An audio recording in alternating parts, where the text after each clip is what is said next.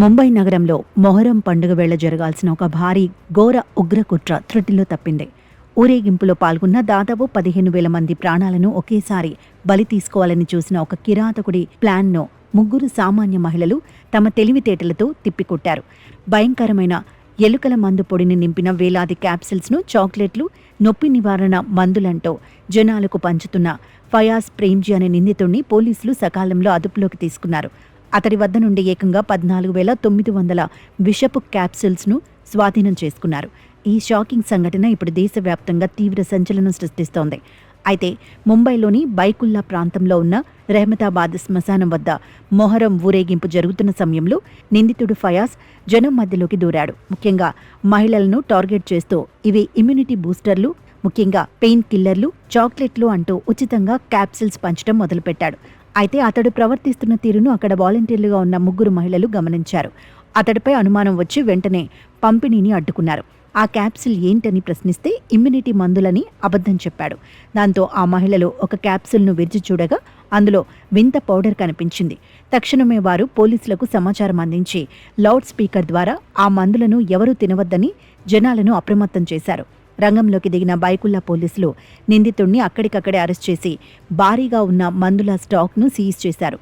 इसकी एक साजिश है और इसने इस प्रोसेशन को टारगेट किया और ज़्यादा से ज़्यादा लोगों को नुकसान पहुंचाने की इसने कोशिश करी.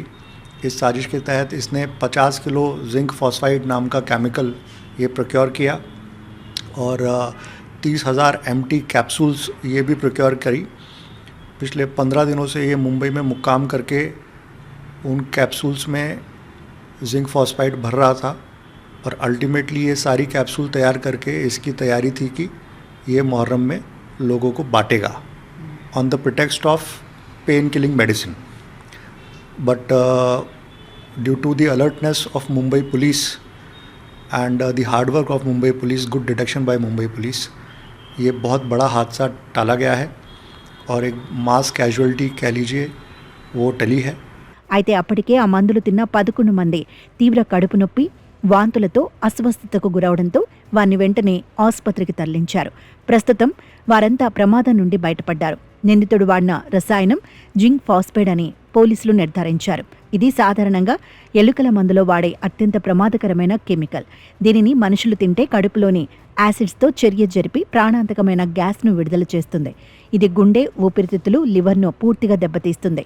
వీటికి ఎలాంటి యాంటీ డోస్ కూడా లేకపోవడంతో సకాలంలో హాస్పిటల్కు చేరిస్తేనే ప్రాణాలు దక్కుతాయి. కాగా పోలీసుల విచారణలో నిందితుడు ఫయాజ్ చెప్పిన నిజాలు విని అందరూ హతాశయులయ్యారు. 15,000 మందిని చంపాలనే లక్ష్యంతోనే తాను ఈ కుట్రకు పాల్పడినట్లు అతడు అంగీకరించాడు. ఇందుకోసం 50 కిలోల కెమికల్ పౌడర్, 30,000 ఖాళీ క్యాప్సిల్స్ ఆర్డర్ ఇచ్చి ఒక గెస్ట్ హౌస్లో స్వయంగా వీటిని నింపినట్లు తేలింది. BBA చదివిన ఈ నిందితుడు గతంలో ఇరాన్, ఇరాక్ దేశాలలో తిరిగాడని, ప్రస్తుతం అతడి కుటుంబం ఇరాన్లోనే నివసిస్తోందని పోలీసులు గుర్తించారు. దాంతో ఈ ఘాతుకం వెనుక ఏదైనా అంతర్జాతీయ ఉగ్రవాద సంస్థల హస్తం ఉందా అనే కోణంలో పోలీసులు లోతుగా దర్యాప్తు చేస్తున్నారు. ఏది ఏమైనా ఆ ముగ్గురు మహిళల సమయస్ఫూర్తి వల్ల ముంబైలో జరగాల్సిన ఒక భారీ ఊచకోత తప్పిందని చెప్పాలి.